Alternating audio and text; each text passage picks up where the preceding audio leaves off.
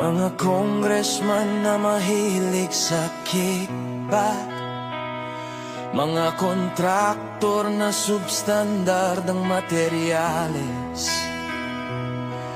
mga tao sa DPWH na mukhang pera. Nasaan ang puso nyo? Saan ang konsensya? Ano kaya